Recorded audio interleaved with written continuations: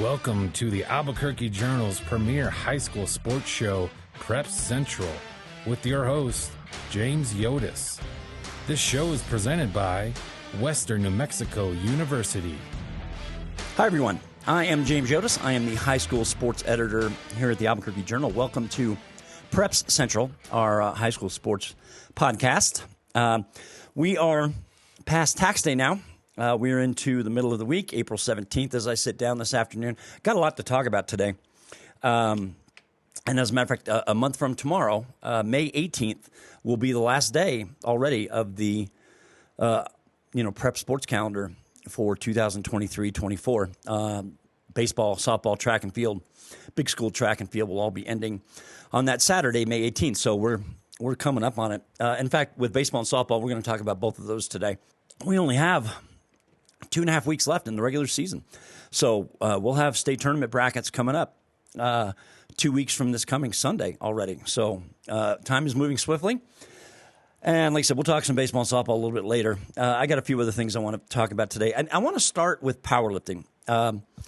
Last weekend, the NMAA held its first ever state powerlifting competition with powerlifting as a sport. Now, we've had this as an activity for the last couple of years, but during the most recent offseason, the NMAA brought it in, and it was voted by the commission and then the board of directors to be a full-fledged sport, the first sanctioned sport we've had in New Mexico in 14 years, since State Spirit became a sport in 2010.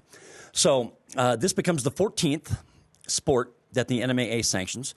And I was out there at the Rio Rancho Event Center on Friday with the girls, on Saturday with the boys.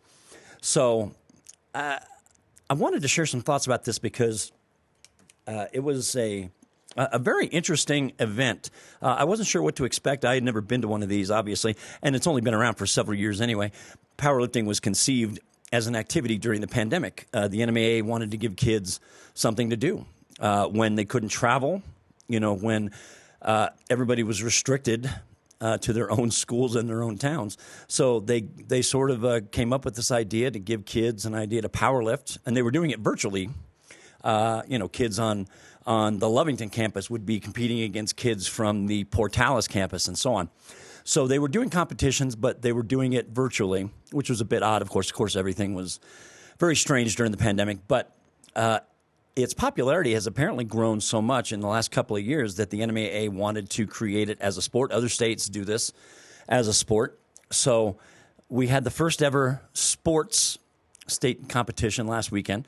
The Rio Rancho girls and the Cleveland boys won the 5A state championships. Lovington, which might be the most involved school, if you're talking about kids that are doing the sport, Lovington is one of, if not the most active since it began.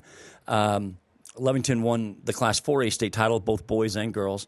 And in fact, their coach, Anthony Gonzalez, who also is Lovington's football coach, and they won a state title last fall, was telling me that he had a number of kids that probably could have come to this competition, but you're limited to 12 kids to bring for a boys roster or a girls roster. So he had to leave some kids at home. So they've got a lot of kids involved in Lovington. They're not the only school. Cleveland, for example, somebody told me they had 70 or 80 kids involved in powerlifting. Now, of course, Cleveland and Lovington are a little bit apples and oranges. Cleveland is a humongous school. Lovington is not. But there are some schools that have really heavily invested in this with their kids. So that was nice to see. We had, for the first time, state titles handed out to the smaller schools. It was Class 1A through 3A. And a pair of Albuquerque schools won state. Oak Grove Classical Academy won the boys' title. Legacy Academy won the girls' title. So those schools have a special distinction as being the first schools to win at the smaller division. And both of those are 1A schools competing against 2A and 3A schools. So that's no small feat. Now, there are other sports that combine 1A through 3A. Soccer is a good example, but you don't ever see any 1A schools winning state soccer. These are always the 3A level schools. So for those two 1A schools here in Albuquerque, a really great achievement. I wanted to explain a bit about how this works. It's actually pretty straightforward. There are 12 weight divisions for the girls, 12 for the boys. 97 pounds is the lightest for the girls. 114 pounds is the lightest for the boys. And And basically, the state championships are determined by how much weight a kid lifts in 3 events: squat, bench press, deadlift. They do those 3 events in that order, deadlift being the last one. That's how they determine state champions, who lifts the most weight. That's it. It's not complicated in terms of how they determine, but there's certainly a lot more strategy involved in this than I would have guessed, and that's not something I'm going to get into here. As a matter of fact, it's something I'm not even sure I entirely understand myself. But there was great energy inside the event center the other day. A lot of camaraderie between the athletes from competing schools.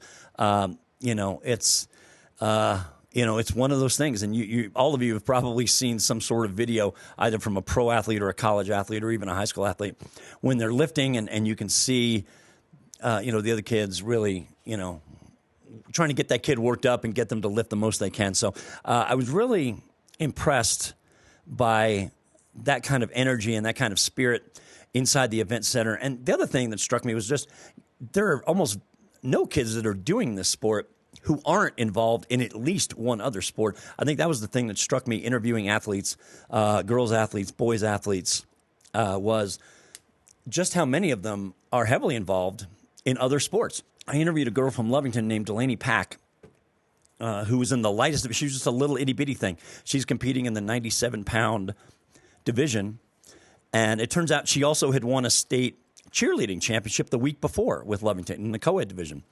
So she was just a bundle of energy, and I thought that was really interesting. And we had a lot of kids like that who do other sports, soccer or baseball, cheerleading, as I mentioned, football. Of course, we had a bunch of football kids in there, as you might imagine. Track and field was another example. A lot of kids in there supplementing their primary sports with powerlifting, and most of these kids are doing lifting anyway, so now they can just do it as a competitive sport and make it even better. So I found that really interesting. I do want to mention the 2 kids that won, and there probably isn't even an official or unofficial title to this, but if you're talking strongest male athlete, strongest female athlete at the powerlifting competitions, it was Kevin Cuomo, a junior from El Dorado. He lifted 1,435 pounds combined, and he was shooting for 1,500. He was legitimately disappointed at his total, and he was the only kid to lift over 1,400 combined pounds. Jeremiah Johnson from Clovis, I think, had 1,390, and he was second. But the thing that interested me about Kevin Cuomo is he was in the 198-pound division. There are 5 weight classes above his. I think it was 220, 245, 275, 308, and a super heavyweight division. So he's in the 6th biggest division, and he lifted more weight than any kid in the building. He was really impressive. His football coach, Charlie Dotson, described him as a freak. Kevin played defensive end on the football team last year. He's going to be a middle linebacker this year. He was super impressive. He had other coaches talking as well. So he would get the title of strongest kid in the state. I don't think there's any dispute about that. If you're talking about the strongest girl, that would go to Alexis Salas from Silver. She lifted 870 pounds. She was in the 220-pound weight division in Class 4A. And Alexis, of course, is a very accomplished athlete in track and field as well. As a matter of fact, she won a title 2 days later at the Sepulveda Track and Field Meet, the Meet of Champions. The girl from the metro area that had the highest total, that was Ariana Valenzuela from Rio Rancho, who was in 5A. She lifted 845 pounds in the 181-pound division. Ariana is a very skilled thrower for Rio Rancho's track and field team. She is more in the discus and the jab than the shot, but she's good in the shot as well. Alexis Salas, I believe, won the shot put the other day at the Sepulveda Meet of Champions, and she's looking to be a multiple state champion at the track and field meet at state coming up next month. So we're done with our first state powerlifting championships. I learned a lot. I picked up some story ideas that I think I would like to explore next year. Some things I couldn't quite get into this year, and some things that require sort of a separate story. But it was very instructive, and I found it really interesting. One thing I discovered was that coaches are trained and certified to be a powerlifting official, just as any any official would in any sport, a football official, a basketball official, a baseball umpire. They trained and certified them to judge the competitions in powerlifting as well, which was one thing I found interesting, among many other things. So credit to them. It was a fun competition, a lot of energy, and everybody seemed to enjoy it. And the sport's popularity seems to be exploding from year to year, and I would expect it to grow even more next year. I think we had about 1,500 kids around the state, from what the NMAA told me, competing in powerlifting this year. So I'll be interested to see what that number goes up to at this time next year. So that concludes sort of phase one of today's podcast. We're going to move into other sports here, starting with baseball, which we didn't talk about last week. We're really getting into the meat of it, and as I said, we only have a couple of weeks left in the regular season. I wanted to run down some of the storylines here in the 5A districts here in the metro area primarily. Starting with La Cueva and Sandia. Now, La Cueva is ranked number 1 in the state. They are 4-0 in district, and they have outscored their two opponents in 2 doubleheaders, 76-0. That's West Mesa and Piedra Vista. So La Cueva is going along very nicely. They have tremendous pitching. This is a team that can really swing it too, 1 through 9. So La Cueva's looking really good. Now, coming up on Saturday, La Cueva plays Sandia, its biggest rival in baseball. 10 a.m. Saturday, doubleheader at Sandia. Sandia is in second place. Sandia split a doubleheader with El Dorado last week, so Sandia is a game behind La Cueva in the District 2 5A standings. So that adds a little bit of intrigue to what's going on. Now, of course, La Cueva and Sandia have already played twice. La Cueva beat Sandia pretty good in the Metro Final, and then Sandia came back and beat La Cueva in the semifinals of the Rio Rancho tournament the very next week. So they've split 2 games. A split, if you're Sandia and you're hoping to win this district, a split's probably not going to help you much because you'll still be a game behind La Cueva going into the final 2 weekends. And at this point, hard to imagine La Cueva is going to be slipping up against either Farmington or El Dorado, who are both very good teams. But if you're talking about La Cueva slipping up somewhere, it's hard to imagine that happening. So if you're Sandia, you got to find a way to sweep, which is going to be extraordinarily difficult to do against a La Cueva team that has this much depth and this much quality pitching. But that's the situation for Sandia. Now, having said that, look, Sandia's in line to be like a top 4 seed when we get to the state tournament here in a couple of weeks. So, I mean, it's not an urgent thing, but psychologically, Sandia would benefit if they could find a way to win both these games. Of course, La Cueva is sitting very well at the top, and they can afford to lose one of these games without really risking their position in district. Now, Rio Rancho, despite the coaching situation at Rio Rancho, which has been very bizarre, and I really haven't been able to write much about it because nobody's been able to talk about it. But David Gomez stepped in as the interim coach this year, former head coach at Eastern New Mexico. And Rio Rancho beat Cleveland last Friday. So now Rio Rancho has a game lead over the Storm in the District 1 5A standings. Everybody in that district has 4 games left in league play. As we sit here today, Cleveland has actually an interesting non-district game today, this afternoon, Wednesday, against La Cueva. But Rio Rancho's sitting in a good spot. Rio Rancho just beat up on Volcano Vista yesterday, Tuesday. So Rams look really good. Their pitching has been very efficient, and except for one really brutal game against La Cueva early in the season when they just were a mess, Rio Rancho's really played a lot of good baseball. They won their own tournament. They've beaten Cleveland, they've beaten Volcano. They're looking very strong, and they're gathering momentum.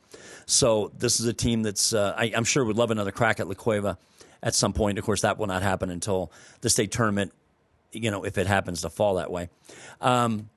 District 5 5A is shaping up to be pretty interesting. Rio Grande and Los Lunas are both 4-0 in league play through the first couple of weekends in that district. Rio Grande is playing the third-place team in this district, Albuquerque High, this weekend for a couple of games. And then Rio Grande and Los Lunas are going to meet for a doubleheader a week from Saturday, which would be, I think, the 27th of April. Which will kind of decide things. So Rio Grande going along. It's been a tough season, of course. They lost one of their teammates a couple of weeks ago, so they've been dealing with a lot. And I think it's such a close-knit community and such a close-knit team that losing one of your cohorts is a difficult thing to navigate. So Rio Grande's doing a pretty good job of keeping things together right now, and they certainly have a purpose as they play out the rest of the season. Now, the 4A districts, you have 7 of the top 10 ranked teams in Class 4A, all coming from the 2 Albuquerque districts, or the two districts that have most of the metro area teams. You've got Grants, which was the number 1 seed in Class 4A baseball last year. A lot of people forget that. Grants leads Belen by a game in District 5 4A. St. Pius, they haven't quite put things together yet. A little bit like last year, actually. St. Pius was not playing its best baseball as we got into the state tournament, and then they caught fire for a couple of weeks. But St. Pius is in 3rd place, behind Belen, behind Grant. St. Pius plays Belen, I believe, at the end of this week. Belen's already beaten them once pretty good, pretty handily. So you've got that district shaking out with Grants in front at the moment.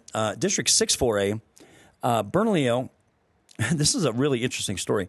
Bernalillo, which only has 10 or 11 players on its roster at the moment, beat Valley yesterday, and so Bernalillo and Albuquerque Academy are tied for first place in that district. Those 2 teams are going to play next week, I believe, in Bernalillo.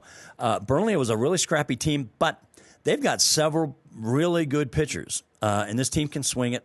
So Bernalillo is one of those teams that's, even despite the fact that they've been ranked in the top 5 here for the last month or so, they're still kind of flying underneath the radar a bit, right? And that's probably a little bit because Bernalillo has not had a ton of success in baseball.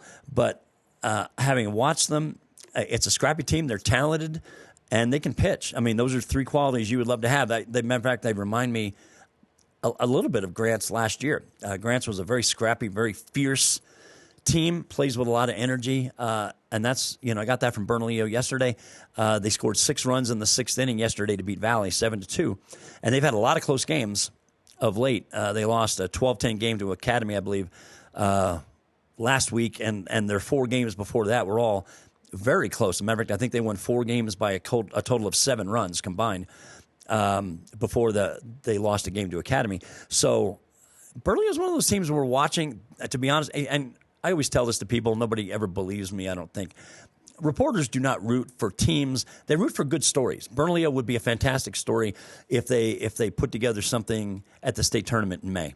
So this is one of those teams I'm going to be watching pretty closely. Mike Puentes, who's just a super guy, has married his brother Robert, coaches Cibola's baseball team. Mike's a super guy, and I'd love to see him have some success in May. At the state tournament. Like I said, I think May 3rd and 4th are the final 2 days of the regular season. Then the following weekend, first round of state, and then the second week as we get into the middle of May. So that kind of runs down our baseball. And like I said, we're getting into it. A lot of big games over the next couple of weeks. Education and training at Western New Mexico University is accessible from every corner of the land of enchantment, providing limitless opportunities for success for more than a century. And now, through the New Mexico Opportunity Scholarship, tuition and fees are covered for anyone looking to start or start over. Along with free tuition, books are always included for every WNMU student, assuring your only worry is how far you can actually go. Lift off toward your future and endless potential at WNMU today. Okay, we want to talk about a little bit of softball as well. We ran down some of the baseball districts here involving, a lot of the metro schools. La Cueva's softball team continues to be the best in the metro area by far. As a matter of fact, they and Cibola are the only 2 teams ranked in the 5A coaches poll, and those 2 teams met yesterday, Tuesday. La Cueva beat Cibola 13-8. La Cueva looks really strong. They're ranked behind, I think, Centennial and Alamogordo. But they certainly are going to be capable of doing damage at state, primarily because they have got 3 live arms, and we've talked about this before. I won't get into that again today, but they've got the pitching depth, and they've got the bats to make some noise and compete for a blue trophy next month. So we'll see how that plays out. For the moment, La Cueva and Farmington are both undefeated in District 2-5A. They're both 4-0. Neither is expected to have a huge issue this weekend. La Cueva is playing Sandia. Now, Sandia's got some kids that can swing it, but La Cueva is a team that's probably too deep for Sandia. We'll see how that shakes out. But La Cueva is going to Farmington next Friday, the 26th, I believe, for a doubleheader in the Four Corners. That will go quite a long ways to figure out who wins that district. In District 1-5A, Cibola has a 1-game lead on Rio Rancho. The Cougars are going along pretty nicely. They've had 3 different coaches in the last 3 years, so they've had some transition that they've been dealing with. But going along pretty well in what usually is a very competitive district. In District 5A, Los Lunas and Albuquerque High are both 4-0 in district. And those two are not going to meet until the final day of the regular season, which is Saturday, May 4th. I've seen Albuquerque High play. I have not seen Los Lunas yet, and I probably won't until that day. But I think we're headed for a showdown between those two the final day of the season. And in the local 4A districts, Bernalillo is leading District 6 4A. Spartans have been extremely consistent and productive. They were, I believe, a top 8 seed at state last year in 4A. And Belen leads St. Pius by a game in District 5 4A, and those two teams are playing Thursday night in Belen. So that'll be a key game. I mean, Belen wins that one. That more or less is going to lock up the regular season title. St. Pius needs to win. Then we might be headed for a tie between those two down the road. We'll see. There are a few other notes I want to get to before we get out of here today. Quite a few notes, actually. First, wanted to mention Dick Johnson, who is the longtime La Cueva boys tennis coach. Dick is going to be 80 a little bit later this year. He won his 400th career match with the Bears. He's been their coach since 1990. They got to number 400 last weekend in Farmington against Piedra Vista. So congratulations to Dick. He's one of the state's biggest tennis advocates, not just at the high school level. This is a man that's very committed to tennis in just about every way, shape, and form. But he loves coaching high school tennis. And La Cueva is certainly going to be in position to do well, if not be a favorite at state. They're 10-1 this year. Their only loss, you could guess, to Albuquerque Academy's boys, who won state, I think, 18 or 19 years in a row now. So La Cueva looking very strong. We had a big golf tournament here in the metro area on Monday, the Shootout in the Desert up at Canyon Club. Now, we'll have the Metro Championships coming up at Los Altos. I believe that is Monday the 29th. But in the meantime, this is one of the nicer regular season tournaments. And golf doesn't have as many of these as I think they should. This is a nice tournament, but they don't have – I think golf still lacks a little bit of pop during the regular season. It would be nice to see more teams getting together during the regular season. That's neither here nor there. But the St. Pius boys and the Academy girls both won at Canyon Club, both won by 4 shots, both against La Cueva, which finished second. Cade Freeze was the boys' champion. Anya Parasher of Academy was the girls' medalist. And, of course, we'll be following them as we get into Metros here at the end of the month. And, of course, state will be coming up in a few weeks here in the Metro area. On a basketball note, Los Lunas had a boys' basketball vacancy. Travis Julian announced his retirement a few weeks ago, not long after the season ended at Los Lunas. And, of course, Travis has had an unbelievable amount of success with the Los Lunas program. But Los Lunas turned to one of its own on Tuesday. This was yesterday. Pablo Gabaldon, who had been an assistant with Travis for 7 years, Los Lunas named him as their new head coach. He played at Belen. He did have a short interim stint as a head coach in Belen, he told me, about 6 or 7 years ago. So this will be his first real full-time gig, and it's certainly a challenging environment. Los Lunas has been extremely competitive in Class 5A. So he steps in, and now he has a chance to kind of put his stamp on the program. So congratulations to Pablo.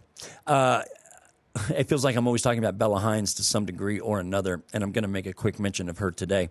So in the most recent rankings on ESPNW, Bella, who was number 31 for the class of 2025 on the rankings, top 60 for class of 2025. On the most recent ranking, she's now up to number 22. Of course, Bella recently made a verbal commitment to LSU. And, she still, of course, got a whole senior season ahead of her at El Dorado. But she is now up to number 22 on the national list, for the upcoming senior season for these girls. And, she's listed as a 5-star recruit. So I couldn't tell you the last time, if ever, New Mexico's had a girl ranked this high. I honestly don't know, and I wouldn't even want to speculate. I don't know of anybody off the top of my head. That doesn't mean we haven't had someone. But Bella's up to almost a top 20 recruit in the country, which is really just insane to have someone of that caliber here, in our own backyard. So, yeah, we'll keep watching the rankings. They may get adjusted again. Everybody, all the top kids in the country are out there. They've already started their club season, and they'll be pretty active in this for the next several months through the summer, close to Labor Day. So we'll see how those rankings change, if at all, as we go along. The last thing I wanted to mention before I get out of here today, and this is more of a personal note, a big shout out to Roy Sanchez, who is the longtime boys basketball coach at El Dorado. He's won multiple state championships with the Eagles, one of the state's best coaches, most accomplished coaches. And I believe Roy's going to be coming up on his 500th career win pretty early in the next season. And Roy is also the El Dorado athletic director. So I've known Roy a long time. He and I needle each other quite a bit. We bust our chops. We bust each other's chops all the time when we see each other in person or in text. So he and I like to have a little fun with each other. So I mention this because last weekend, Roy went out and ran a 60K race in Prescott, Arizona. Not a 6K, 60 kilometers, 37.2 miles. The man is 60 years old, and he went out and ran this in a little over 9 hours. I think it was 9 hours and 3 minutes. He completed it, and you can do the math. That's, a little bit more than 4 miles for each hour. So I wanted to mention this because when Roy and I were talking about this, and I wrote about this today. Roy, when he turned 40, he told me he ran a marathon, and he runs quite a bit. He runs in the mornings. He's been an avid runner for a long time. When he turned 40, he said he ran a marathon. When he turned 50, he did a 50-mile race, not a 50K, a 50-mile race. I can't remember where that was. I think it was somewhere here in the state. I can't remember offhand.